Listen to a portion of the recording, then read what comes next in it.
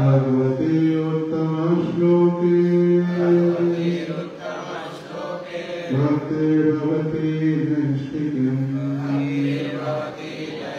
कृष्णाय वासुदेवाय देवकी नंदनाय च नन्दगोपकुमाराय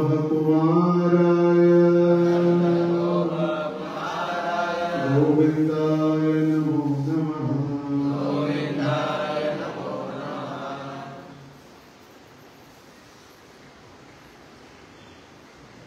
आपण चर्चा करत आहोत ग्रंथराज श्रीमद भागवतम स्कंद तिसरा अध्याय 30 प्रतिकूल सकाम कर्मांचे कपिलकृत विवेचन आणि श्लोक संख्या 14। तत्राप्यजात निर्वेदो म्रियमाण स्वयं हृदये जयोपात वैरूप्यो मरणाभिमुखो गृहे तत्राप्यजात निर्वेदो म्रियमाणः स्वयं हृदये जयोपात वैरूप्यो मरणाभिमुखो गृहे तत्राप्यजात निर्वेदो म्रियमाणः स्वयं हृदये जयोपात वैरूप्यो मरणाभिमुखो गृहे तत्राप्यजात निर्वेदो म्रियमाणः स्वयं हृदये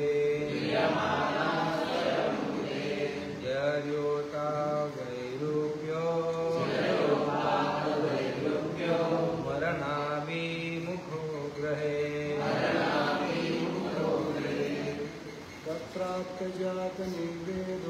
तत्राप्यजात निर्वेदो म्रियमाणः स्वयं हृदये जयोपात वैरूप्यो मरणाभिमुखो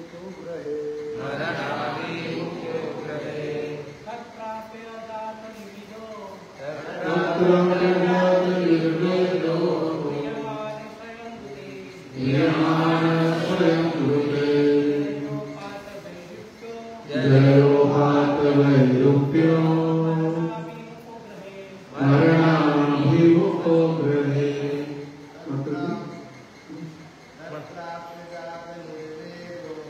तत्राप्यजात निर्वेदो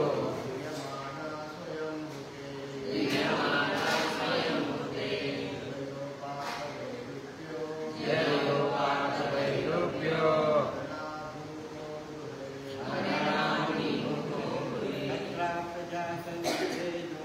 तत्राप्यजात निर्वेदो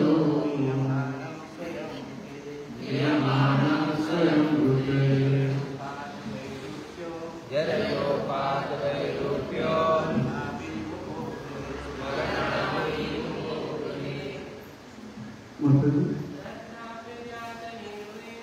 तत्राप्यजात निर्वेदो म्रियमाणः स्वयं हृदये जयोपात वैरूप्यो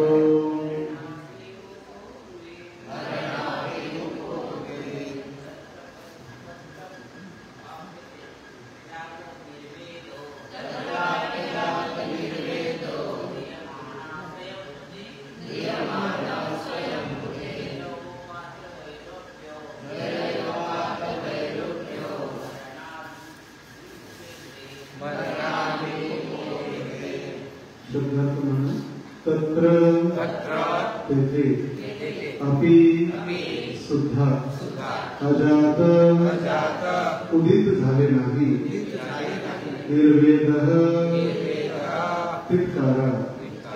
ध्रियमाणः सांभाळ केला जात आहे. स्वयं त्याने स्वतः भूते ज्यांचा सांभाळ केला होता. शरया वृद्धत्वाने उपात्त प्राप्त झाल्याने वैरूप्य कुरु मरण मृत्यू अभिमुखः सामोरे जाणे ग्रहे घरात. अनुवाद आणि तात्पर्य श्री मूर्ती येथे भक्तिवेदांत स्वामी श्रील प्रभुपादांच्याद्वारे श्रील प्रभुपादांची. अनुवाद ज्यांना एकदा आपण सांभाळले होते तेच आता आपला सांभाळ करीत आहे हे पाहून त्या मूर्खाला कौटुंबिक जीवनाचा तिटकारा येत नाही. वृद्धत्वाने कुरूप झाल्यामुळे तो मृत्यूला सामोरे जाण्याची तयारी करतो. तात्पर्य कुटुंबाचे आकर्षण इतके प्रबळ आहे की वृद्धापकाळामध्ये मनुष्याकडे दुर्लक्ष केले तरीही तो कौटुंबिक आसक्तीचा त्याग करू शकत नाही आणि एका कुत्र्याप्रमाणे तो घरातच राहतो. वैदिक संस्कृतीनुसार मनुष्याने शरीर सुदृढ असतानाच कुटुंबाचा त्याग केला पाहिजे.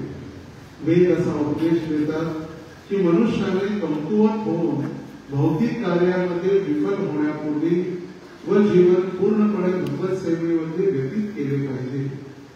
यासाठीच शास्त्रे सांगतात की वयाची 50 वर्ष पूर्ण झाल्यावर लागलीच मनुष्याने कौटुंबिक जीवनाचा त्याग करून मनामध्ये एकांतवास केला पाहिजे. त्यानंतर त्याने स्वतःची पूर्ण तयारी करून घरोघरी आध्यात्मिक जीवनाच्या ज्ञानाचा प्रचार करण्यासाठी संन्यासी बनावे. ओम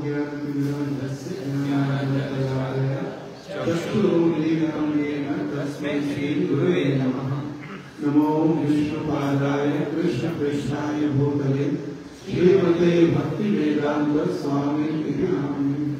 नमस्ते सारस्वते देवे गौरवाणी प्रचारिणे निर्विशेष शून्यवादी पाश्चात्य देशतारिणे.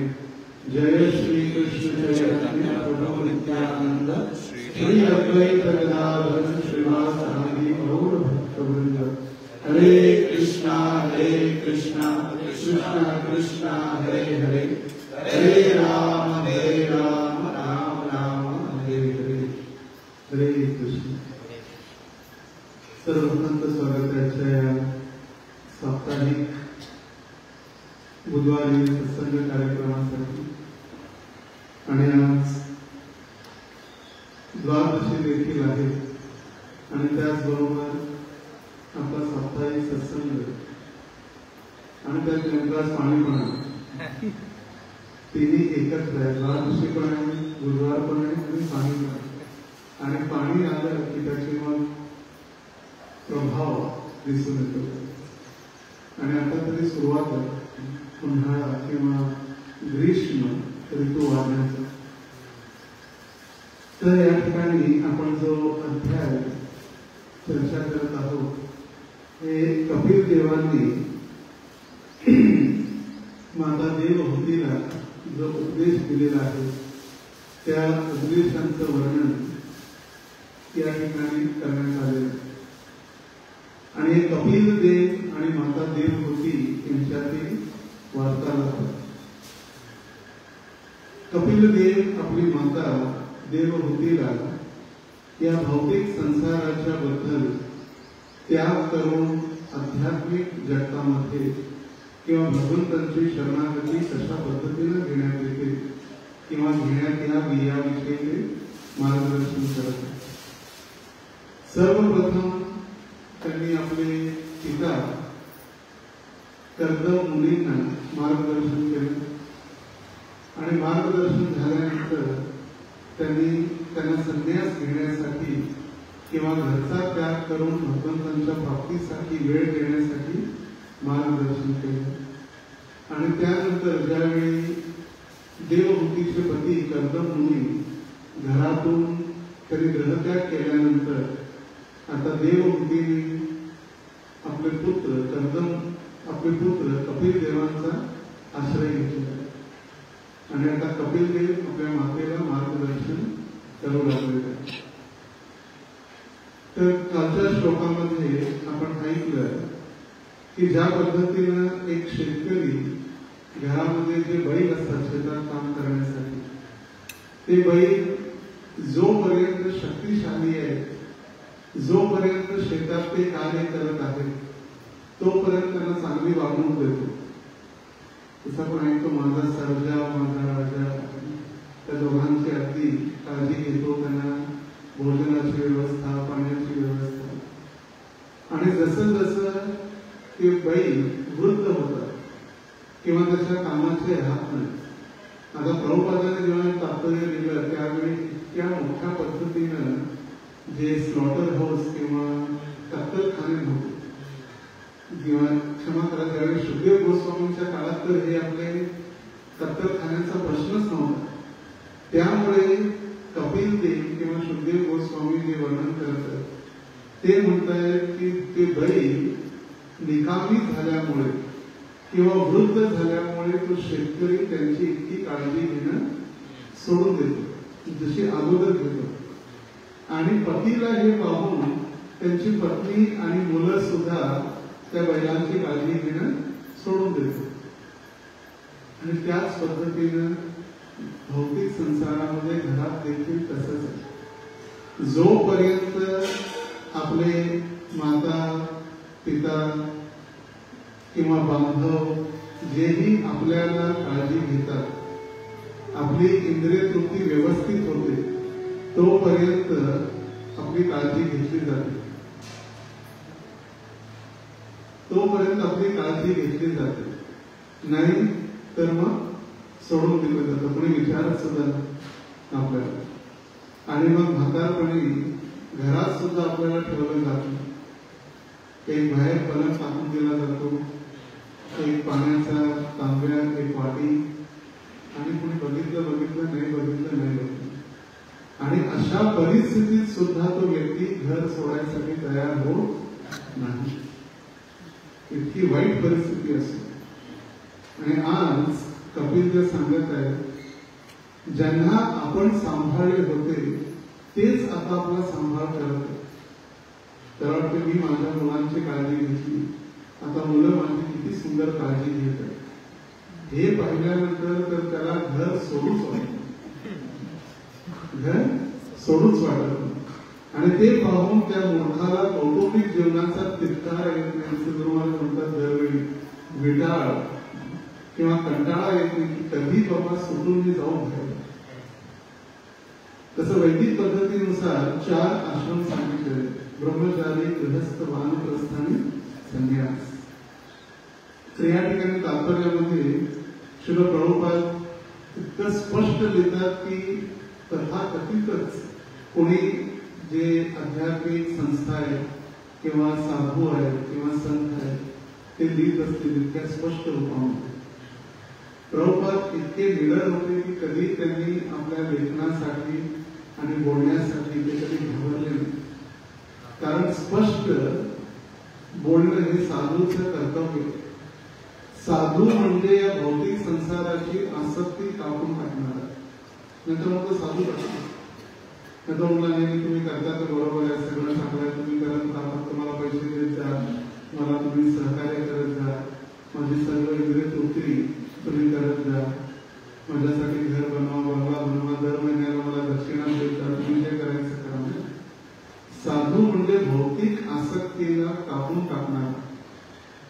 जसं साधू या शब्दाचा अर्थ जरी अक्षरशः जर पाहण्यात आला तर 6 प्रकारचे जे कष्ट आहेत किंवा 6 प्रकारचे जे वेगवेगळे काम, क्रोध, लोभ, मद, मोह आणि मात्सर्य हे षटरिपू आहेत, त्यांना धुवून टाकणारा म्हणजे साधू.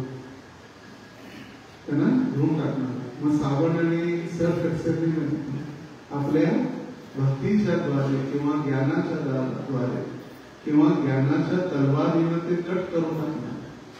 कारण संसारिक आसक्ती इतकी वाढलेली असते ती एक गाठ, मग त्याच्यावर एक गाठ, मग त्याच्यावर एक गाठ, एक कार्यक्रम, त्याच्यानंतर एक लग्न, त्याच्यानंतर दुसरं लग्न, त्याच्यानंतर हा परिवार, त्याच्यानंतर दुसरा परिवार.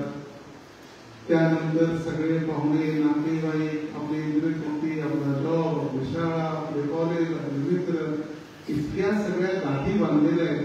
ती गाठ जर एक एक सोडवायची म्हटलं तर सुटणं असंभव आहे.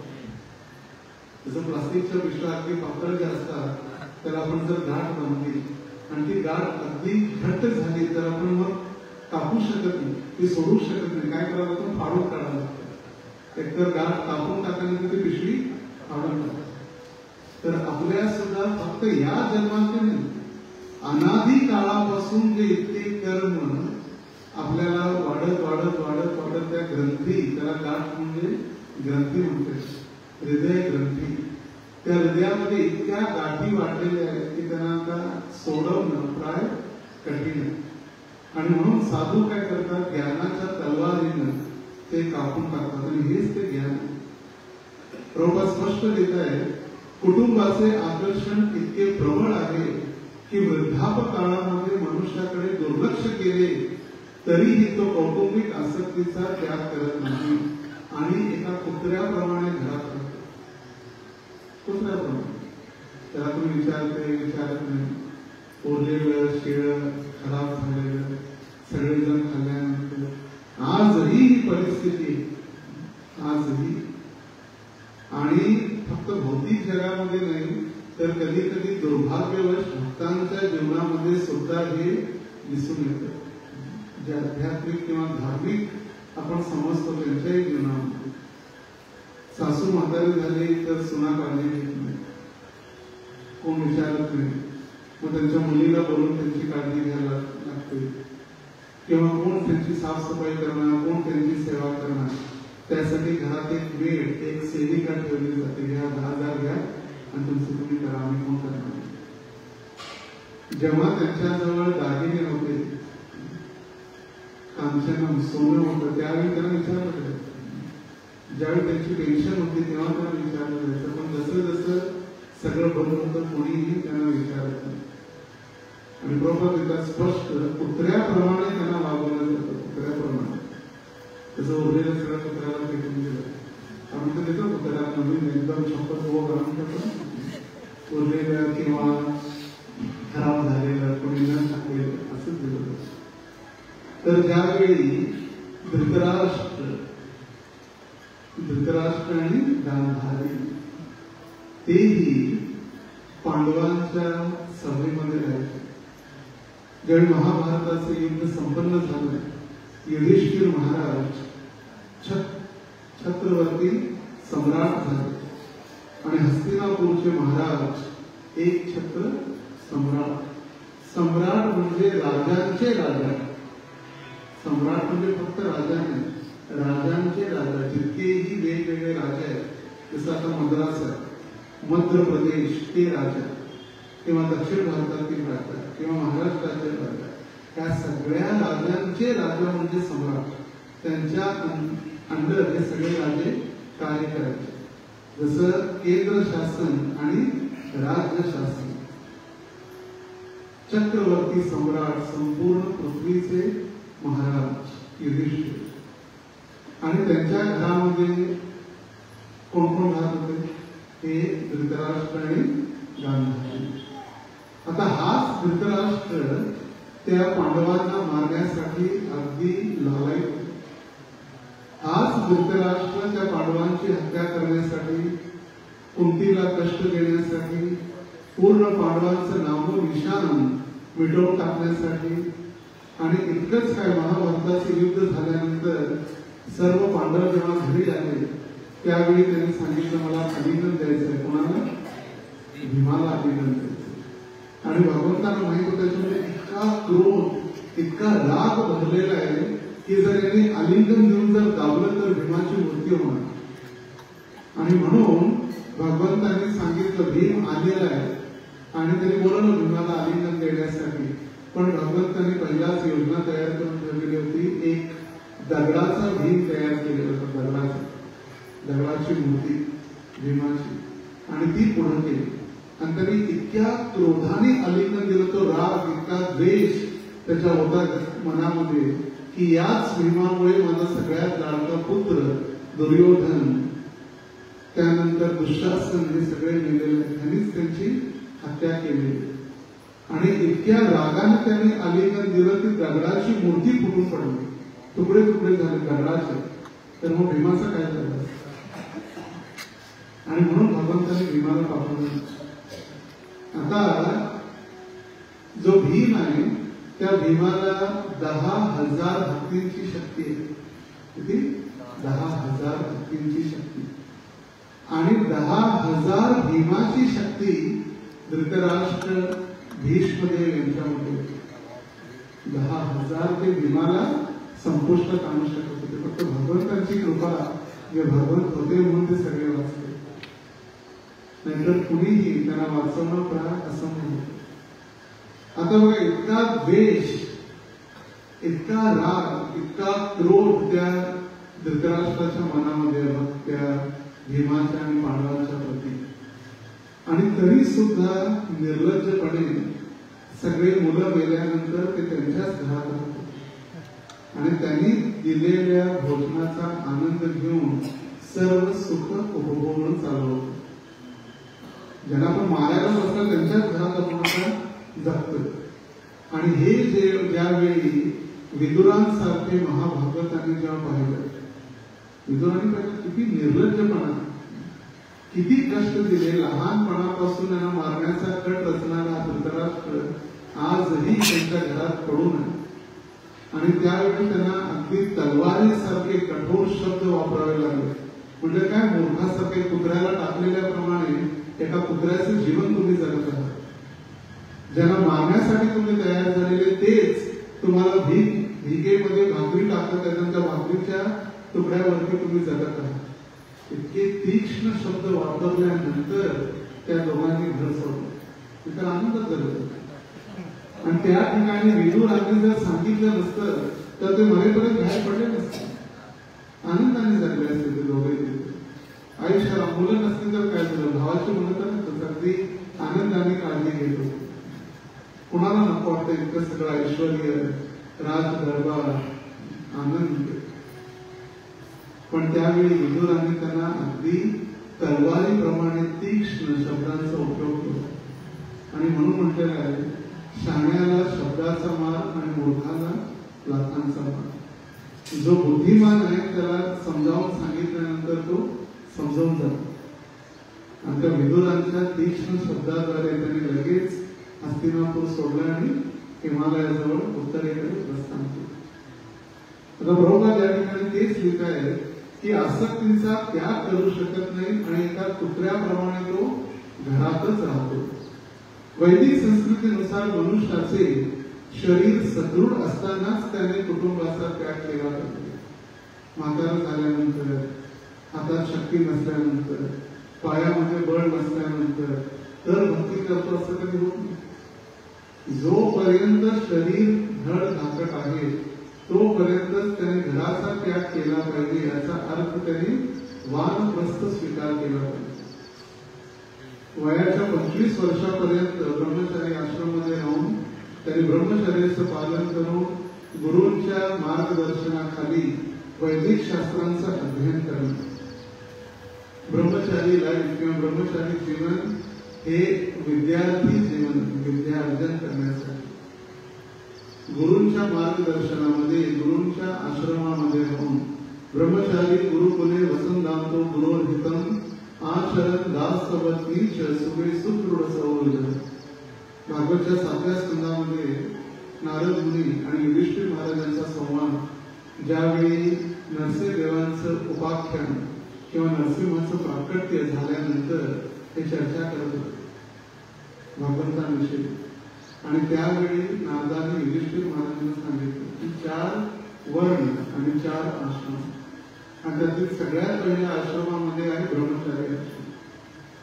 गुरूंच्या आश्रमामध्ये राहून त्याला दुसरं काही नाही, पैसे कमावणं नाही, इन्कम सोर्स नाही, फक्त विद्यार्जन करणे.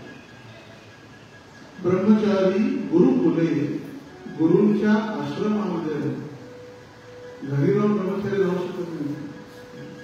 घरी कोणत्याही व्रताचा आचरण इतकं सोप्या पद्धतीने होत नाही. आजकाल वाटतं सगळं आम्ही पण ब्रह्मचारी आमचं कुठं लागलं. आपण ब्रह्मचारी, आपण कुमारा किंवा बॅचलर आहोत, न लग्न झालेले युवक.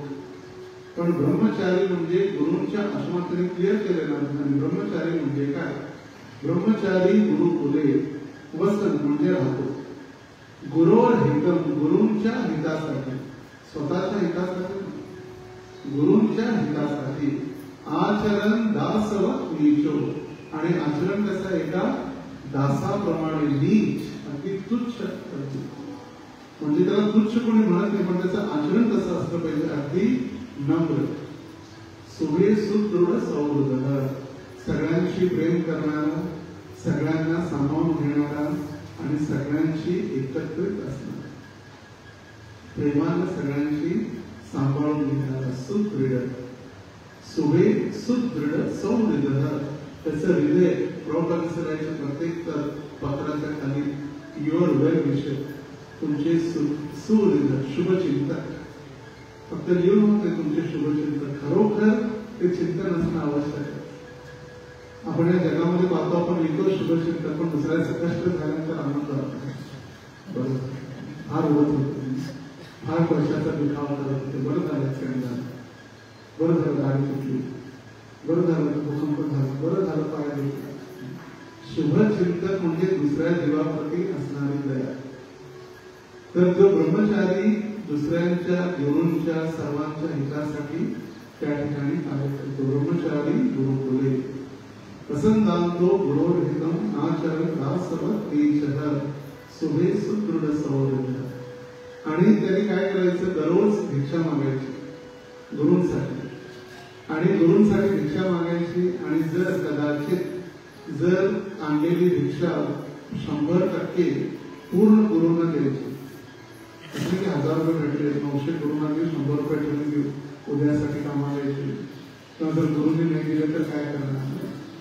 1000च्या 1000 आलेलं जे काही अन्नधान्य आहे ते पूर्ण गुरूंना समर्पित. आणि जर गुरूंनी भोजन करण्यासाठी नाही बोलवलं तर त्या दिवशी उपवास.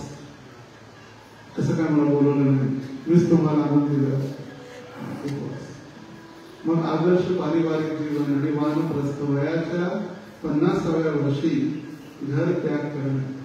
51 वनामध्ये या वनामध्ये म्हणून 51.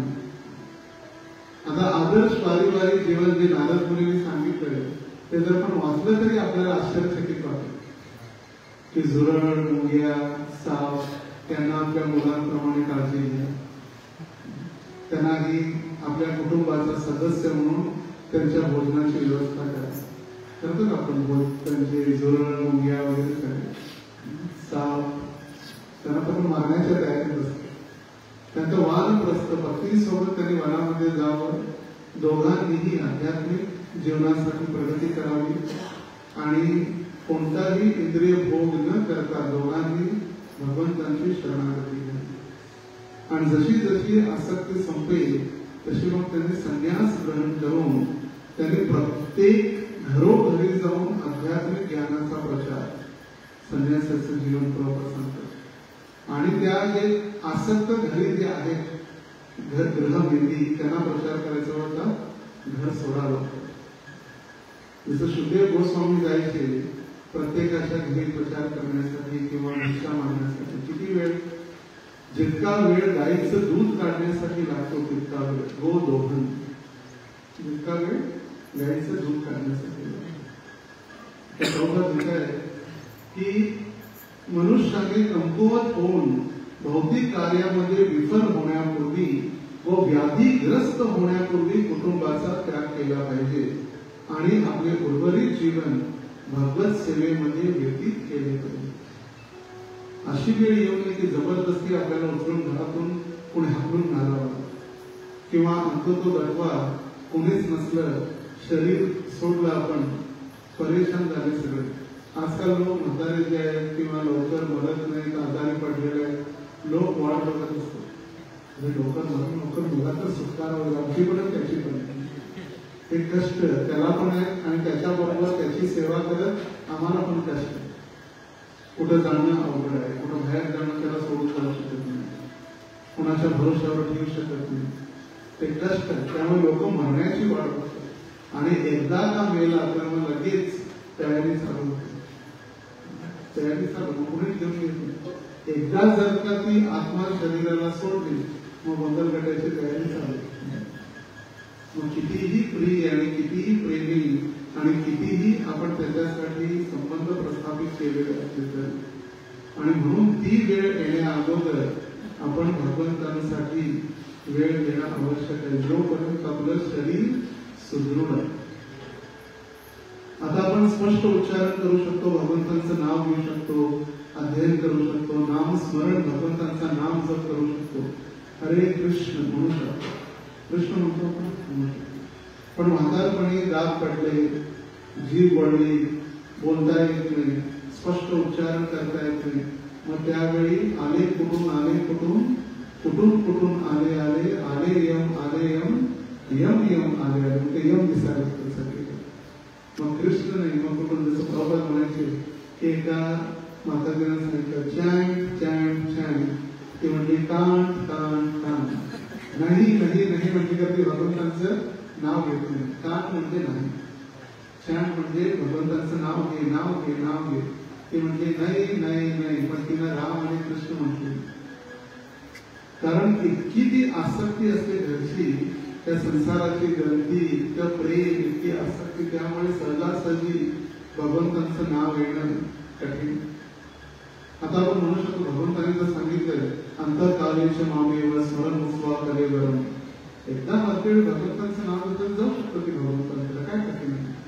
पण तेच नाव घेण्यासाठी ही सगळी प्रॅक्टिस आहे आतापासून जेही आपण करत आहोत, इतके सगळे नियम, इतके सगळे उत्सव, इतके सगळे व्रत, इतक्या एकादशी, इतके उपवास, इतके नियम, हे सगळे यासाठी की अंततोगत्वा भगवंतांचं नाम स्मरण किंवा भगवंतांचं नाव आपण आपल्या मुखाने घेता यावं यासाठी. बाकी काही गरज नाही. इतके सगळे नियम आणि इतकी सगळी पूजा, इतके सगळे अर्चना. तसं भगवंतांची अर्चा विघ्नांची सेवा विशेष करून गृहस्थांसाठी त्याचं महत्व दिलं. ज्यावेळी आपण भगवंतांना स्पर्श करतो, भगवंतांच्या इंद्रियांना आपण तयार करतो किंवा त्यांना आपण स्पर्श करतो, त्यांना आपण आपल्या शरीरानं स्पर्श करतो, त्यावेळी भौतिक संसाराचा जो स्पर्श आहे तो स्पर्श करण्याची इच्छा हळूहळू कमी होते. आणि म्हणून विग्रह सेवा इतकी महत्वाची. येही संस्पर्श जा होगा दुःख योने एवते, आद्यंतवंत काउंतेय न तेश्वर ते बुध. येही संस्पर्श जा होगा, हा भौतिक संसारातला जो स्पर्श सुख आहे, स्पर्श सगळ्यांना आवडते, चांगला मऊ स्पर्श. अगोदर टोचणारे आंघोळ जे झोपण्यासाठी पांघरले जाणारे घोंगडे असायचे, घोंगडे ते टोचायचे म्हणून असतात, ते बंद झाले. अगदी सॉफ्ट बेड चालतात, एकदम मखमल, सगळ्यांना सॉफ्ट आवडत. लहान मुलाच्या गालाला ओढणं किंवा स्पर्श करणं, तोच भोग आहे. येही संस्पर्श जा भोगा, हा स्पर्श सुख किंवा स्पर्शाचा भोग करणारा जो आहे, स्पर्श भोग सुरुवातीला चांगलं वाटतं, पण तेच नंतर कष्ट देणार आहे. आणि म्हणून जो बुद्धिमान व्यक्ती आहे तो अशा स्पर्श सुखासाठी कधीही विचलित होत नाही. तर भागवत मध्ये देखील सुरुवातीलाच अगदी दुसऱ्या स्कंदामध्ये वर्णन करण्यात आले की भौतिक संसारामध्ये लोक करतात काय.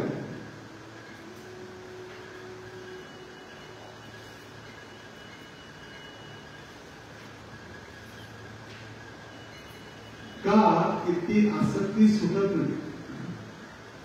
निद्रया रियते नक्तम व्यवायेन चवावय, दिवा चालते हया राजन कुटुंब भरणे नवा. ही आसक्ती न सुटण्याचं कारण हा तिसरा स्कंद जे कपिल देव सांगत आहेत, आणि हा दुसऱ्या स्कंदाच्या पहिला अध्यायाचा प्राय तिसरा श्लोक आहे. का आसक्ती वाटते.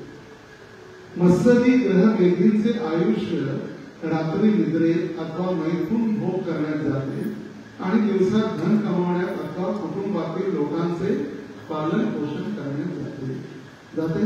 त्या चुकीचा लिहिलेला व्यासदेवानं अगदी व्यवस्थित दिले. रात्री झोपण्यामध्ये किंवा इंद्रिय उपभोग करण्यामध्ये आणि दिवसा पैसे कमावण्यामध्ये आणि कुटुंबाचं पालन करण्यामध्ये. आपल्याला वाटत असते की मी जर केलं नाही तर कोण माझ्या मुलांची काळजी घेईल. कोणीही कोणामुळे संसारामध्ये अडलेलं नाही.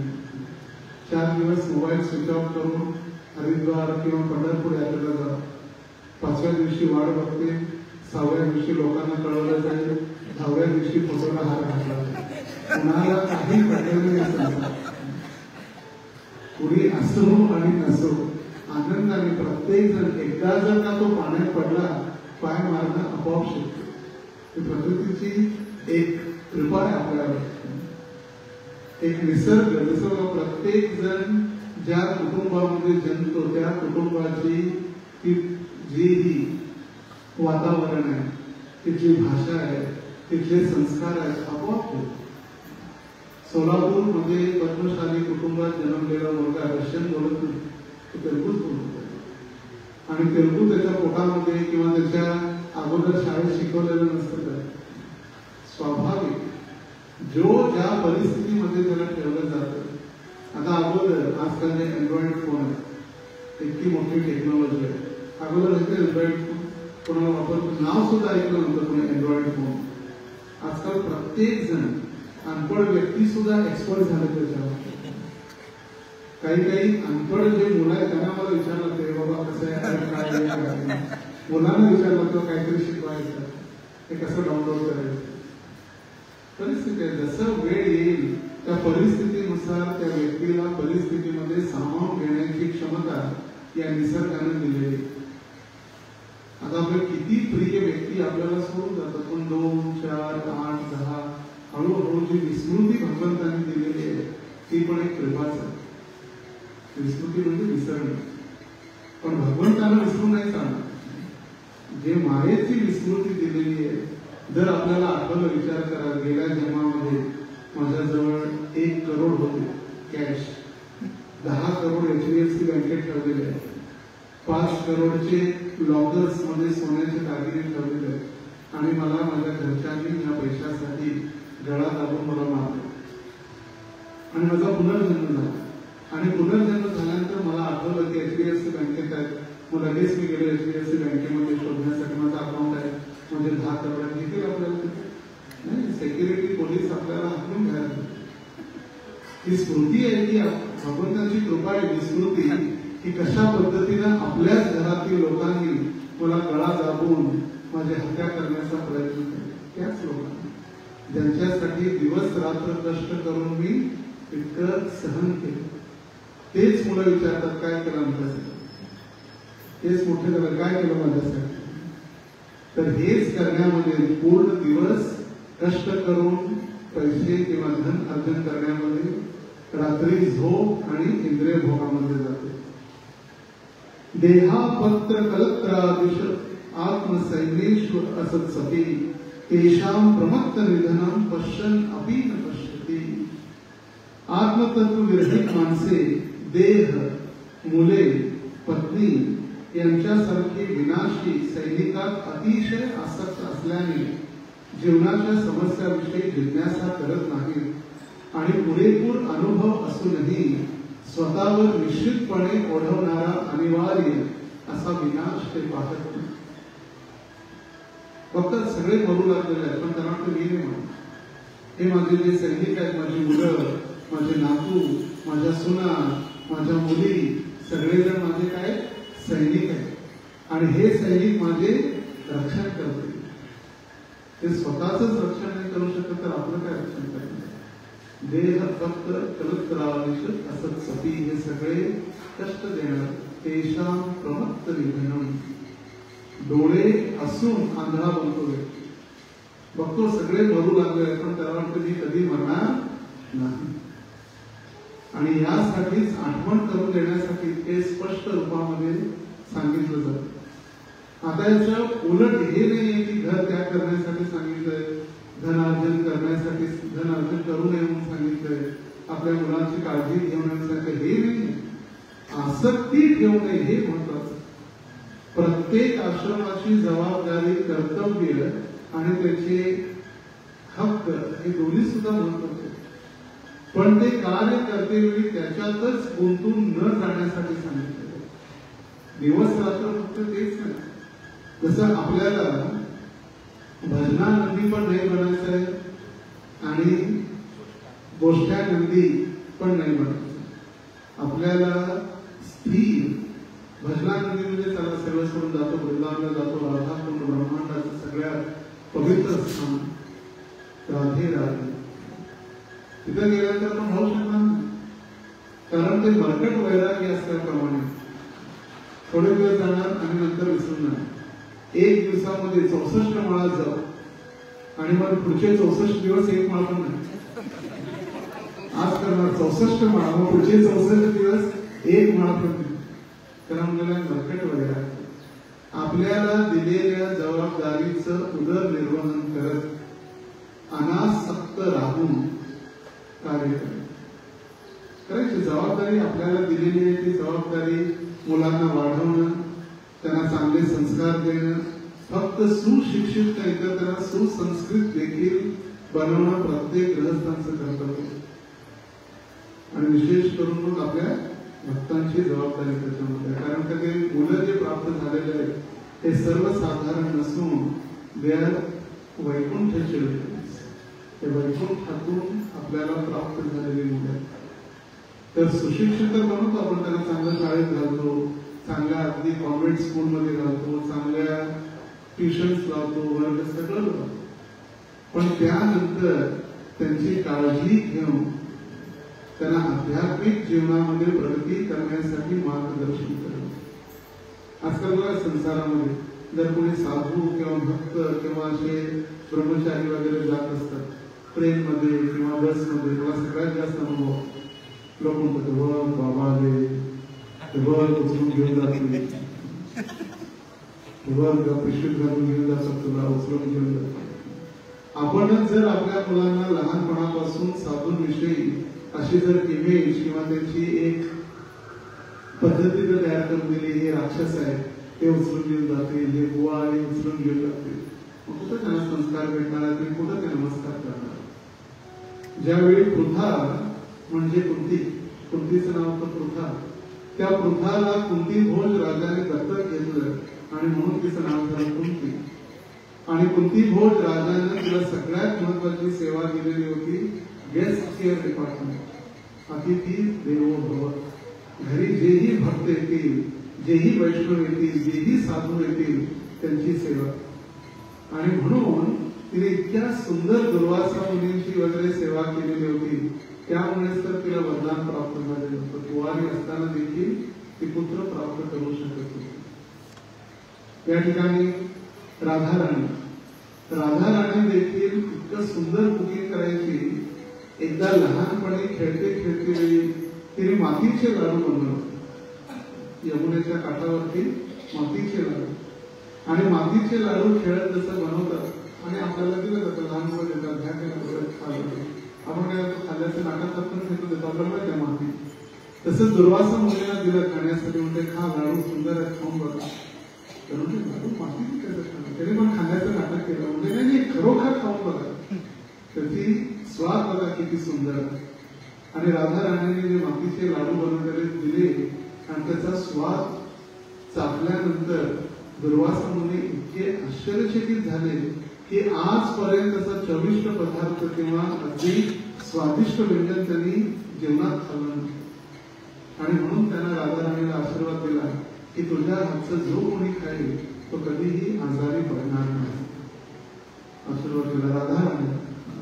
आणि ही गोष्ट यशोदेला माहित होती आणि म्हणून यशोदा विनंती करू लागली राधाराणीला, या बरसाण्याला आणि काय करा, कृष्णासाठी कुकिंग करा. आता लग्न न झालेली मुलगी जर दुसऱ्याच्या घरात जर कुकिंग करू लागेल तर समाज काय म्हणेल. त्यावेळी यशोदेला सुद्धा चिंता होती. यशोदेला, नंद बाबांना तेव्हा चिंता होती. लोक काय विचार करतील हाच विचार जर आपण केला, ध्यानपूर्वक, लोक काय विचार करतील हा पण जर विचार आपणच केला तर लोक काय विचार करतील, त्यांना पण काहीतरी ख्याल आहे लोकांसाठी. लोग क्या सोचेंगे, अगर ये भी हम ही सोचेंगे फिर वो क्या सोचेंगे. कारण आपणच जर त्यांचाही जर आपण विचार केला मग ते काय विचार करणार, तरी चिंता होते. आणि म्हणून नियोजन केलं. बरसाना आणि नंदगाव दोन्हीच्या मध्ये ज्या ठिकाणी प्रेम सरोवर आहे, दोघांच्या बरोबर मध्ये प्रेम सरोवर तिथे जर 8 किलोमीटर जर असेल तर 3.5 किलोमीटर बरसानाहून चालत गेल्यानंतर प्रेम सरोवर आहे. आणि त्या प्रेम सरोवरच्या काठी एक किचन तयार करून त्या ठिकाणी तयारी झाली की राधाराणी इथे येईल, कुकिंग करून ठेवेल, ती वापस जाईल आणि मग कृष्णासाठी कुकिंग घेऊन जाण्यात इतकी सेवा. तर आपली जबाबदारी जी आहे, जबाबदारी पार पाडत आसक्त न होता किंवा फक्त मरकट वैराग्य न होता. मरकट वैराग्य म्हणजे काय? माकडाचं वैराग्य. आता आपल्याला दिसेल माकड किती वैराग्य आहे, विचार घर नाही, कपडे सुद्धा घालत नाही, विचारा किती वैराग्य. पण काय करतो, घर एका झाडावरती 1 दिवस सुद्धा राहत नाही, फक्त 1-1 तासाने झाड बदलतो. पण जशी माकडी दिसेल लगेच मग उड्या मारला, त्या माकडीच्या मागे लागतो. आणि म्हणून म्हटलेलं आहे मरकट वैराग्य कधीही असू नये. आणि त्यासाठीच चैतन्य महाप्रभू रघुनाथदास गोस्वामी ज्यावेळी घरातून पळून यायचे, घर सोडून पळून यायचे प्रत्येक वेळी, की मला नाही राहायचं घरात, मला आसक्त नाही व्हायचं, मला जायचं. तर त्यावेळी महाप्रभू त्यांना सांगितलं, स्थिर हैया घरे जाओ ना भय वाकुल, क्रमे क्रमे पाय लोक भव सिंधुकुल. धैर्य करा आणि धैर्य धरून घरी वापस जा. मूर्ख बनू नका. हळूहळू भगवंतांच्या कृपेने तुम्ही हा भवसागर पार करू शकाल. पुढे महाप्रभू म्हणाले, मरकट वैराग्य ना कर लोक दिखाइया, यहा योग्य विषय भुंज अनासक्त होईल. फक्त दिखावा करण्यासाठी भक्त बनून किंवा मिथ्या वैरागी बनू नका. दिखावा करण्यासाठी मरकट वैराग्य ना कर लोक दिखाइया, लोकांना दाखवण्यासाठी मी किती वैरागी आहे, बघा मला काही आसक्ती नाही, मी बायकांना सोडून दिलेलं आहे, मुलांना सोडून दिलेलं आहे, मूर्खता आहे, ते वैराग्य नाही. यथा योग्य विषय भुंज अनासक्त होईया. वेळेनुसार या भौतिक जगामध्ये तुम्ही भोग करा, पण जबाबदारीनं ती सेवा करा, आसक्त होऊन चालणार नाही. भुंज अनासक्त होईया, भोग करा. कारण संसारामध्ये विशेष करून गृहस्थाश्रम बनवलेलाच आहे भोग करण्यासाठी. लग्न केल्यानंतर जर म्हटलं मी नाही आता पतीसोबत राहणार नाही, मी पत्नीसोबत राहणार नाही, आम्हाला वैराग्य उत्पन्न झालं, मग लग्न करण्याची आवश्यकताच नव्हती. इतकं जर वैराग्य होतं किंवा ब्रह्मचारी आश्रम होतं त्यासाठी. पण जी जबाबदारी स्वीकारलेली आहे आणि त्यासाठी सांगितलेलं आहे, प्रापंचिकतया बुद्ध्या हरिसंबंधी वस्तूंना मुमुक्षुभी परित्यागो वैराग्यम फलमुक्तते. आपल्याला युक्त वैराग्य पालन करायचं आहे, दिखावा नाही. जसं माकडाचं उदाहरण दिलं, किंवा स्मशान वैराग्य. स्मशानात गेल्यानंतर वाटतं बस काय नाही संसार, हेच आहे, प्रत्येक जायचं आहे. कधी नंबर लागेल आपला माहिती नाही, आज बोलूया अंदर की सेम, सगळ्यांनी सेम ना, बाकी काय नाही, इकडेच यायचं शेवटचा विसावा. पण जसं तिथून बाहेर आलं, आंघोळ केली, घरात प्रवेश केला की सगळं पुनर्मुषिको भव, पूर्णपणे जसं जसं चाललेलं होतं तसं विसरून जातो व्यक्ती आणि तेच करतो. तर ते त्याला स्मशान वैराग्य, मरकट वैराग्य हे असे नाही. युक्त वैराग्य म्हणजे जे काही आपल्याकडे प्राप्त झालेलं आहे ते भगवंतांच्या सेवेत जाऊन त्याचा उपयोग करा. नेती नेती नेती हे नाही, नको नको नको नको नको नाही. जे काही प्राप्त झालेलं आहे भगवंतांच्या कृपेने ते भगवंतांच्या सेवेत लावून. जसं कोणी धनवान आहे, धन भगवंतांच्या सेवेत लावून मंदिरं बांधा, रीती वर्षिप करा, भगवंतांच्या श्रीगारसाठी प्रचारसाठी त्या धनाचा उपयोग करा. जे सुंदर आहे, ज्यांच्याजवळ सुंदर सुंदर कला आहे, त्या सर्व कलांचा उपयोग भगवंतांच्या सेवेमध्ये 100% आपण त्या कलेचा उपयोग भगवंतांच्या सेवेमध्ये. त्याच्याजवळ बुद्धी आहे, त्या बुद्धीचा उपयोग भगवंतांच्या प्रचारासाठी, भगवंतांच्या सेवेसाठी. प्राणेर अर्थैर धिया वाचा श्रेयम आचरणम सदा. प्राणेर अर्थैर धिया वाचा. प्राण म्हणजे कोणी ब्रह्मचारी किंवा संन्यासी बनवून संपूर्ण जीवन भगवंतांच्या सेवेत देऊ शकतो. आनंदाची व्यक्ती. जसं मी कालच गौरप्रिया मधुप्रिया सत्संगमध्ये प्रवचन देत होता संध्याकाळ. तर त्या ठिकाणी मला आठवलं की प्रत्येक भक्तांची, गृहस्थांची किंवा माताजींची इच्छा असते की मंदिरामध्ये ब्रह्मचारी वाढावे, ब्रह्मचारी भरपूर ब्रह्मचारी व्हायला पाहिजे, भरपूर प्रचार व्हायला पाहिजे, सुंदर. पण माझा मुलगा ग्रस्त व्हायला पाहिजे. कसे वागतात ब्रह्मचारी? प्रत्येकाची इच्छा आहे की ब्रह्मचारी वाढायला पाहिजे, पण माझा मुलगा ग्रस्त व्हायला पाहिजे. हे असं झालं जसं प्रभुपाद म्हणाले की माझी इच्छा आहे की जितके पुरुष शिष्य आहेत my male disciple they should become brahmachari, सगळे ब्रह्मचारी व्हायला पाहिजे. आणि जितक्या स्त्रिया आहेत त्यांनी लग्न करायला पाहिजे. हे असंभव आहे. सगळे पुरुष शिष्यांनी काय करायला पाहिजे? ब्रह्मचारी व्हायला पाहिजे. आणि सगळ्या स्त्रियांनी विवाह केला पाहिजे. तर त्या पद्धतीनं जर विचार केला आपण तर युक्त वैराग्य, युक्त वैराग्य म्हणजे जेही आपल्याजवळ कला, कौशल्य, संपत्ती जे काही, मग त्यामध्ये सगळ्यात पहिला आहे प्राणायाम, पुढे संपूर्ण जीवनदान. अर्थ आहे प्राणायाम, अर्थ म्हणजे पैसा. ज्याच्याजवळ धन आहे तो धन लावून सेवा करू शकतो. जसं अमरीश प्रभू अल्फ्रेड फोर्ड बर्कली टेम्पल मध्ये बसलेले होते. प्रभुपाद चर्चा करता करताना ते सगळे बसलेले असताना प्रभुपाद मायापूर मंदिर विषयी चर्चा करत होते, टेम्पल ऑफ वेदिक मायापूर. आणि प्रभुपाद म्हणजे जगात सगळ्यात मोठं मंदिर आपल्याला बनवायचं आहे. त्या मंदिराच्या उद्घाटनासाठी द क्वीन ऑफ लंडन, लंडनची जी राणी आहे, इंग्लंडची राणी, तिला बोलवायचं उद्घाटनासाठी. म्हणजे प्रभुपाद एवढं मोठं करायसाठी धन करतो. अमरीश असंच हसता बोलता बोलले प्रभुपाद, पण त्यांनी ते वाक्य इतकं सिरियसली घेतलंय. आणि प्रभुपादांची इच्छा होती म्हणून त्या मंदिराचे ते फायनान्स जबाबदारी घेतली. फोर्ड कंपनीचे सगळे जे शेअर्स होते लॉस मध्ये गेले. त्या काळी फाउंडेशन बांधायचं होतं मंदिराचं.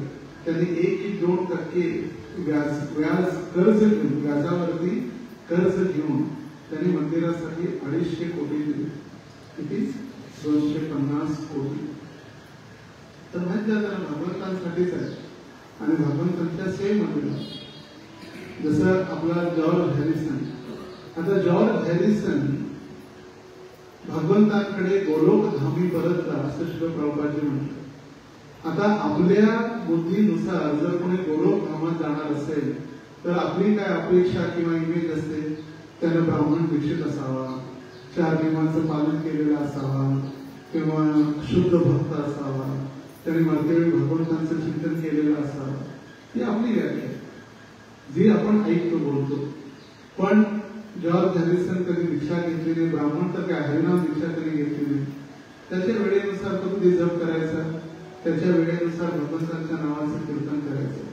पण जी शरणागती होती, युक्त वैराग्य, जे काही त्याच्याजवळ होतं, प्रभुपादांनी सांगितलं की मला कृष्णा ग्रंथ प्रिंट करायसाठी धनराशीला दिले. अल्बम जे असायचे, बीटल्स ग्रुप त्यांचे मोठमोठे अगोदर गाण्यांचे अल्बम तयार करायचे. तर ते कमवून त्यांनी प्रभुपादांच्या कृष्णासाठी धनराशी दिली. प्रभुपादांनी सांगितलं आम्हाला भगवंतांचं मंदिर बनवायचं आहे लंडनमध्ये, आम्हाला जागा आणि मंदिरासाठी बांधकाम.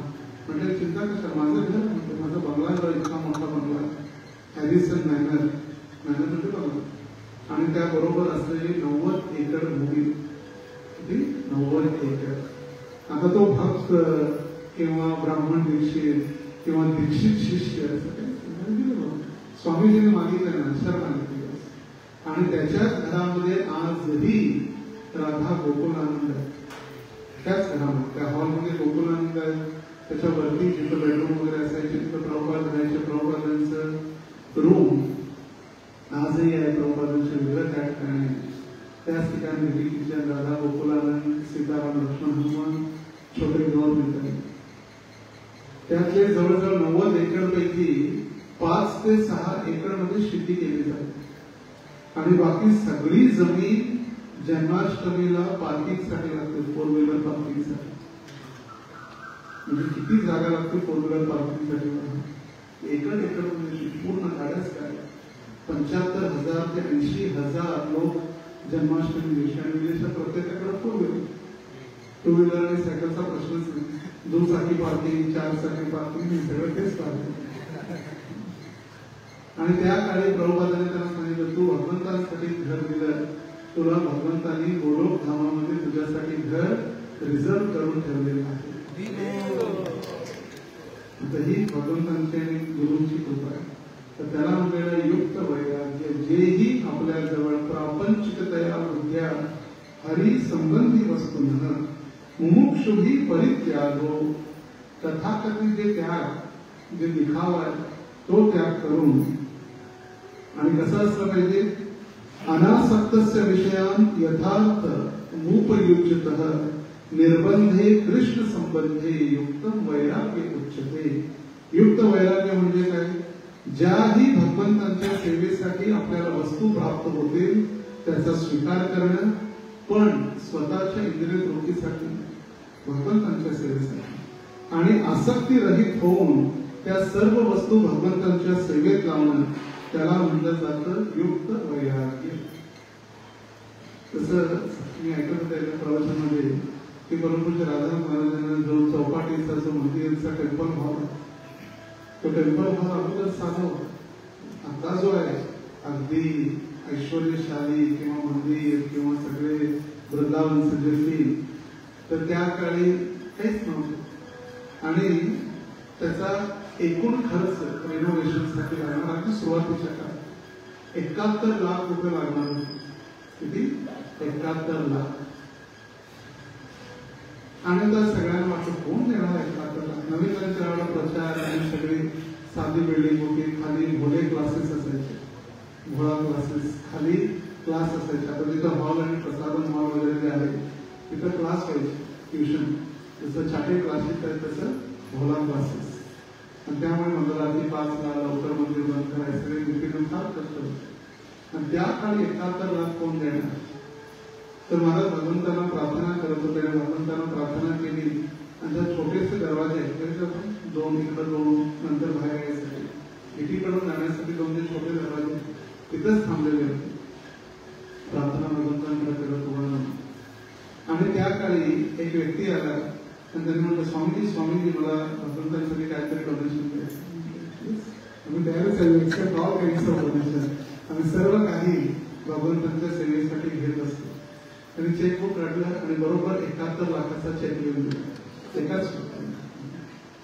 तर ज्यावेळी आपण भगवंतांसाठी प्रयत्न करतो त्यावेळी भगवंत कशाचीही कमतरता पडू देत नाही. योगक्षेम वहामी अहम. पण कंडिशन आहे त्या दिलेल्या वस्तूचा आपण कशा पद्धतीने उपयोग करतो, त्याचा पुरेपूर उपयोग भगवंतांसाठी की त्याचा निरर्थक निरुपयोग म्हणून फेकण्यासाठी किंवा स्वतःच्या इंद्रिय तृप्तीसाठी. आणि म्हणून जे काही भगवंतांच्या सेवेसाठी दान धर्म दक्षिणा आलेले आहे त्याचा पुरेपूर उपयोग भगवंतांच्या सेवेमध्ये लावणं म्हणजे आपलं कर्तव्य. आणि मग ते युक्त वैराग्य. आणि मग त्यासाठीच अर्चा विग्रहांची सेवा देखील. आता सगळं आलं तर लावणार कोणाच्या सेवेत? आता भगवंत तर गोलोक धामामध्ये आहे, तेच परमात्मा स्वरूप आहे. गोलोक धामामध्ये आपण त्यांची सेवा करू शकत नाही. सदेह आपण आपले जे परमात्मा आहे त्यांची सेवा करू शकत नाही.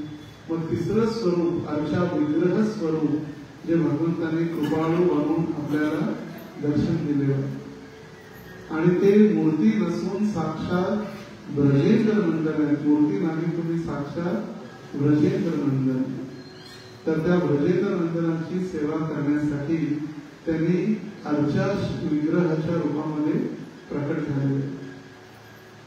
तर कधी आपल्याला काय आहे, हा काळा दगड आहे, राधाराणी पांढरा दगड आहे. यथा जयामणी जैसा भाव तया तैसा अनुभव. हे यथा माम प्रपद्यन्ते ताम सदैव भजाम्यहम्. जो ज्या भावनेने माझ्याजवळ येईल त्या भावनेने भगवंत त्याला आदान प्रदान करतो. त्याच भावने त्याला जर वाटत असेल की भगवंत आजही त्या ठिकाणी आहे, भगवंत आहे, आणि म्हणून सांगितलं होतं प्रत्येक वेळी टेम्पलवर जाताना येताना प्रणाम करणं, डोकं टेकून, असं वाटून दगड. मग जो अहंकार आपल्याला वाकू देत नाही, अरे किती वेळा एकदा झालं की प्रणाम, सकाळी 5 कल्पतरू झालं की 6-5 वाजता किती वेळा प्रणाम करा, किती वेळा भगवंतांना एकदा दर्शनार्थीला प्रणाम केला स्टॅम्प लागला. प्रत्येक वेळी प्रणाम करण्यासाठी सांगितलंय का? कारण ती व्यक्ती तिथं उभी आहे आणि त्यांच्या बरोबर आपण सहजीय होणार नाही यासाठी. दक्षिण भारतामध्ये सहजीय नाही, आऊल बाऊल सखी बेटी गीता नागरी चैतन्य गोसाई जे अपसंप्रदाय 13 अपसंप्रदाय भक्ती सिद्धांत सरस्वती ठाकूरांनी ज्याचं खंडन केलं त्याचं पूर्णपणे नायनाट करून टाकलं. अपसिद्धांत वांत हारिणे, ते अपसिद्धांताला तोडून टाकलं. ते दक्षिण भारतात नाही, दक्षिण भारताला किती मोठमोठे मंदिर आहेत, त्या ठिकाणी ऐश्वर्यशाली भगवंतांची पूजा आराधना केली जाते. भगवंत स्वामी आहे, आम्ही त्यांचे दास आहे म्हणून ते अंगावरती शॉल सुद्धा त्यांनी विचारलं का घेतली कपडा अंगावर, म्हणजे तुम्ही जशी शॉल घालता तसा एक जामीनदार व्यक्ती किंवा पाटील व्यक्ती असा घालतो, आम्ही त्यांचे सेवक आहे म्हणून आपण कमरेला बांधतो कपडा, कंबर खचून भगवंतांच्या सेवेसाठी म्हणून आपण वरती कपडा बांधत नाही. ऐश्वर्यशाली भगवंत स्वामी मी त्यांचा दास म्हणून. पण आपल्यातच ते गौडीय संप्रदायामध्ये वृंदावन राधे राजा आणि त्याच ठिकाणी सगळे सहजीय प्रवृत्ती चालू होती. का सहजीय प्रवृत्ती? कारण आपण युक्त वैराग्य नाही, मर्कट वैराग्य पालन केलं.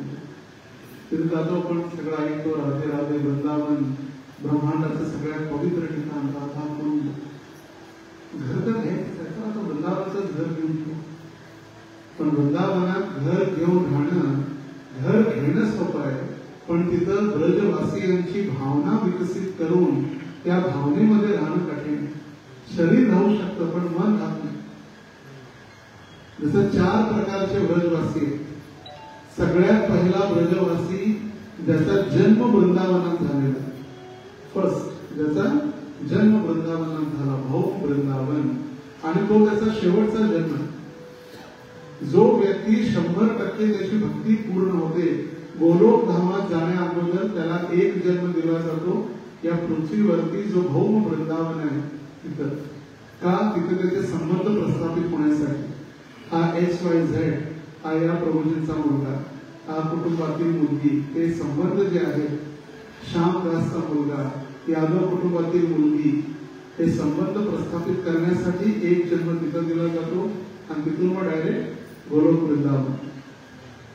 तर सगळ्यात पहिला ज्याचा जन्म वृंदावनात झालेला. दुसरा जे बाहेर गावचे आहेत पण त्यांनी आपलं घरदार सगळं सोडून वृंदावनात येऊन राहिले. तर पहिले आहेत ब्रजजन आणि दुसरे ब्रजवासी, ते वास करण्यासाठी आले. ब्रजजन म्हणजे ज्यांचा जन्मच वृंदावनात झाला आणि म्हणून म्हटलेलं आहे ब्रजजन रंजन. ब्रजवासी रंजन म्हटलेलं नाही, ब्रजजन जे वृंदावनाचे आहे, वृंदावनात ज्यांचा जन्म झाला ब्रजजन. दुसरे ब्रजवासी, जसं सोलापूरच्या आपण म्हटलं तर बाबा आपण जाऊ घर घेऊन राहू, तिथं आपण आपलं जीवन व्यतीत करण्याचा प्रयत्न केला, ते ब्रजवासी.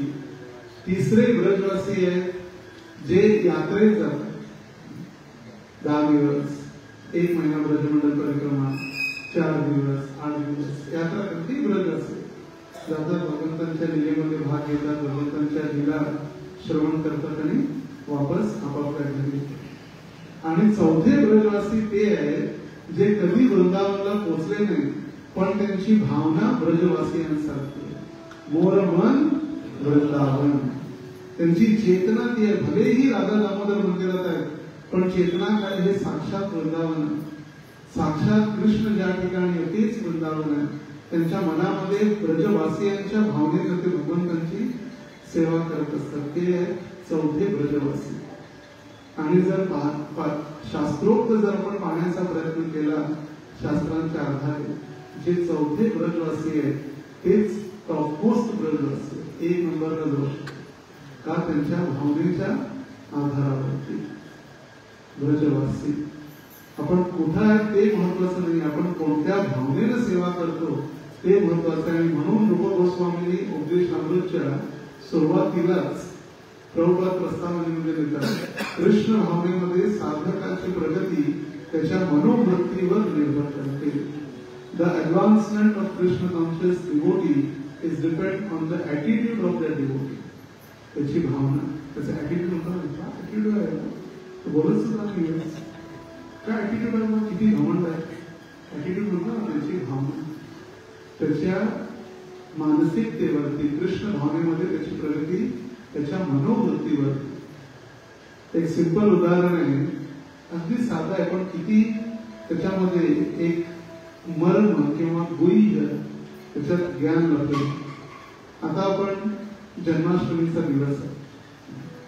त्या जन्माष्टमीच्या दिवशी टेम्पल अगदी कचाकच भरलेलं, हजारो भक्त दर्शनासाठी, आणि आपण विग्रहांची आरती करतो. आणि ती आरती करताना मनामध्ये विचार चालू आहे, अरे किती एवढे ब्राह्मण आहेत, माझाच नंबर लागला. आणि ती चेतना आपल्या मनामध्ये. आणि दुसरा एक नवदीक्षित किंवा नवीन भक्त, त्याला आध्यात्मिक जीवनाविषयी जास्त माहित नाही किंवा ब्राह्मणत्व किंवा ब्राह्मण दीक्षा वगैरे असं काहीच नाही. आणि तो नवदीक्षित किंवा नवशिखिया भक्त, नवभक्त, तो काय करतो, त्याला दिलेली आहे सेवा, टॉयलेट बाथरूम केली. आणि तो विचार करते की आज जन्माष्टमी, आज या टॉयलेट बाथरूम म्हणजे जनरल टॉयलेट बाथरूमचा उपयोग हजारो भक्त करणार आहे. प्रत्येक दर्शनार्थी येणार त्यांच्यापैकी कित्येक जण या टॉयलेट बाथरूमचा उपयोग करणार. माझं कर्तव्य की किती मी साफ केलं पाहिजे भक्तांच्या प्रसन्नतेसाठी. कोण श्रेष्ठ, तो ब्राह्मण आरती करणारा की तो टॉयलेट साफ करणार? टॉयलेट साफ करणं. म्हणून म्हटलेलं आहे साधकाची प्रगती त्याच्या मनोवृत्तीवर निर्भर करते, त्याच्या कार्यावर.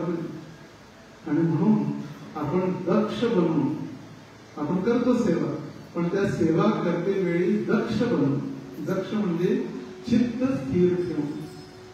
काढली भगवंतांची पगडी फेकून दिली, त्याच्यामध्ये पिना पण गेल्या, त्यामध्ये ज्वेलरी पण गेली, त्यामध्ये लावलेले खडे पण गेले, कधी कधी माळा पण, त्या माळामध्ये मोठीच्या माळा पण त्याच्यासोबत. त्यामुळे भगवंतांची सेवा करते, लावल्या पिना कापलं. आपण हे चित्त स्थिर ठरवले की भगवंत पिता आहेत, मूर्ती नाही, साक्षात ब्रजेंद्र नंदन.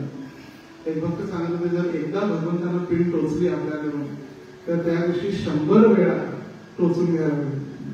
म्हणजे किती कष्ट होते ते आपल्याला. झोप येत असेल तर ताळ बसला, आधार दिला गालाला तर मग लगेच, तसं ते साधू जप करायचे ना स्टँडवर, तसा आधार दिला की माया पुन्हा चांगली प्रगतीशील होते. तर त्या पिना असो किंवा कोणती सेवा असो, छोटी मोठी, चित्त स्थिर ठेवून करणं हे आवश्यक आहे. आणि तेव्हा पण आपली प्रगती होते. जसं आपण आरती गातो, संसार चालेल, कोण आलं कोण गेलं, पण जर त्या शब्दशः अर्थाचं जर आपण चिंतन करत असतो, खरोखर संसार गावानं माझ्या जीवनामध्ये सगळीकडे अग्नी लागलेली, रात्रंदिवस तळमळ, संसार दुःख मूळ, चोहीकडे इंगळ, थारा नाही कोठे, रात्रंदिवस तळमळ, तळमळून चाललेलं भगवंता. आणि खरोखर गुरुने येऊन माझ्यावरती या अग्नीवरती वर्षावृष्टी केलेली, अशा गुरूंना मी प्रणाम करतो. बघा, ती भावना आणि ती भावनामधली प्रगती आपल्या आपण कळून येतो. आपण जप करतोय, इकडे तिकडे बोलत चालत फिरत, आणि तो व्यक्ती भगवंतांचं नाम ऐकत जप करण्याचा प्रयत्न करतो. त्यालाच म्हटलेलं आहे प्रामाणिक किंवा seriousness in devotional service. Serious म्हणजे जसं हॉस्पिटलमध्ये सिरियस असतं तसं नाही. सिरियस म्हणजे एकदम हरे कृष्ण, हे सिरियस नाही. मी कोणाशी बोलणार नाही, मी कधी कोणाशी हसणार नाही, कोणाशी आनंदाने राहणार नाही. मग ते हॉस्पिटल मधला सिरियस नाही. सिरियस इथं जो आहे तो प्रामाणिक आहे, प्रामाणिकता. एवं प्रसन्न मनसो भगवत भक्ती योगतः जनयती आशु वैराग्यम ज्ञानम च तदहेतुकम. ज्यावेळी प्रामाणिकपणे भक्ती केली जाते, ज्ञान आणि वैराग्य आपल्या आपण उत्पन्न होतो. त्याला ज्ञानी बनण्यासाठी किंवा वैराग्यवान होण्यासाठी त्याला प्रयत्न करावा लागतो. भक्त म्हणाले, त्यामुळे उद्यापासून फाटके कपडे घालतात का? वैराग्य. किती दिवस तुम्ही सांगितलं 1 दिवस 64 माळा, नंतर 64 दिवस 1 माळ पण नाही. आज एकादशी 64 माळा, उद्यापासून कुठे गेले? रोज 1 माळ पण नाही, 64 दिवस झाले. जसं राधा गोपीनाथकडे एक उदाहरण देत होते. एक भक्त त्यांच्याजवळ आला, म्हणजे रोज मजा नाही आला भक्तीने, कुछ तो करना चाहिए, क्या करें? बोले कल से मैं घर में सारा मॉर्निंग होगा, उद्यापासून मी घरात मंगल आरती, नरसिंह आरती, तुलसी आरती, शिक्षास्त्र, 16 माळा जप सगळं करणार. जमेल का? म्हणजे हो, रुची नाही आली, कुछ तो करना पडेल. ठीक आहे बाबा कर. चालेल. मग काही दिवसानंतर आला, एक 15 दिवसानंतर, महिन्यानंतर, म्हणजे गुरुजी मला मालक जॉबवर काढणार. का काय झालं? म्हणजे जेव्हा जेव्हा तो सांगायचा, डिटेशन करायचं, मी झोपायचं. असं 3-4 वेळा झालं. तुम्ही तू झोपतो किती वाजता? म्हणजे रात्री 11, 11:30 वाजता झोपतो किती? 2:30 म्हणजे का? म्हणजे सगळं करायचं आहे ना, ड्रेसिंग करायचं आहे, 16 माळा जप करायचं आहे, मंगलारती करायची आहे, सगळं करायचं. म्हणजे मग काय करणार? म्हणजे गुरुजी फक्त आता दीप आणि अगरबत्ती सगळं तर म्हणा नाही, फक्त एक दीप लावतो अगरबत्तीला. तुम्ही कर बाबा, हेच त्याला म्हटलेलं आहे मर्कट वैराग्य आणि युक्त वैराग्य. तर आपलं युक्त वैराग्यामध्ये आपल्याला सांगितलेलं आहे, प्राथमिकता दिलेली आहे हरिनाम जप करण्यासाठी. कधी कधी काही भक्तांच्या मंगल आरती, नरसिंह आरती, मग तुलसी आरती, मग भगवंतांना अभिषेक, मग त्याच्या ड्रेसिंग, मग दर्शन आरती, मग गुरुपूजा, हे सगळं होते. मग जप कधी करणार? अर्चा विग्रह सेवा जर आपण चांगल्या पद्धत आहे, आपल्या शुद्धीकरणासाठी आहे, पण ती द्वापार युगातील आहे. द्वापरे परिचर्यायाम कलौ तर हरी कीर्तन, हरी कीर्तन हे कलियुगाचं युग धर्म. ते सोडून जर आपण बाकी सगळं करत असलं तर मग कसं म्हणतो? मग रात्री 12 वाजता झोपणार आणि 2:30 वाजता काय का? मग ते जॉबवरून काढूनच टाकणार. तर त्यासाठी आपल्याला युक्त वैराग्य, भक्तांच्या मार्गदर्शनामध्ये सेवा केलं तर मग आपल्याला अशी वेळ येणार नाही की जेव्हा आपल्याला जबरदस्ती घरातून हाकलून जातो. आणि म्हणून वेळ आलेली आहे, ज्यांची त्यांची मुलं व्यवस्थित आता स्थिर होऊ लागलेली आहेत, मुलींचं लग्न झालेलं आहे, वय 50 झालेलं आहे, त्यांनी वनामध्ये येणं म्हणजे ब्रजधामामध्ये आणि अधिक वेळ घेऊन सेवा करणं. प्रभुपाद लिहितात तात्पर्याने, प्रभुपादांनी स्पष्ट लिहिले की 50 झाले तर या, हा श्लोक आपण पाहू शकता, 3रा स्कंद 30वा अध्याय आणि श्लोक संख्या 14. त्यांचं वय 50 झालेलं आहे, त्यांनी वनामध्ये यावं, वनामध्ये राहून त्यांनी वानप्रस्थ स्वीकारून तपस्या करावी आणि काळात हे ग्रहस्थांसाठी सांगत होतो. आणि नंतर ऐका, शास्त्रे सांगतात की वयाची 50 वर्षे पूर्ण झाल्यावर लागलीच म्हणजे ताबडतोब 50 झाले तू देता आणि 55 60 झाला देतो की 60 शक्ती आहे, त्याला थोडंसं राहिलंय, थोडीशी वाटणी करायची आहे, थोडं LICचा विमा घ्यायचा आहे, थोडं मुलांना द्यायचं आहे, लागलीच म्हणजे ताबडतोब. मनुष्याने कौटुंबिक जीवनाचा त्याग करून वनामध्ये एकांतवास केला पाहिजे. त्यानंतर त्याने स्वतःची पूर्ण तयारी करून घरोघरी आध्यात्मिक जीवनाचा, ज्ञानाचा प्रचार करण्यासाठी संन्यासी बनावे. फक्त वानप्रस्थी नाही तर प्रत्येक गृहस्थाने संन्यासी देखील बनणं आवश्यक आहे. हा आदेश आपला संस्थापक आचार्यांचा आहे. हरे कृष्णा कृष्णा कृष्णा हरे हरे, हरे राम राम राम हरे हरे. श्री प्रभुपाद की जय. श्रीमद् भागवतम की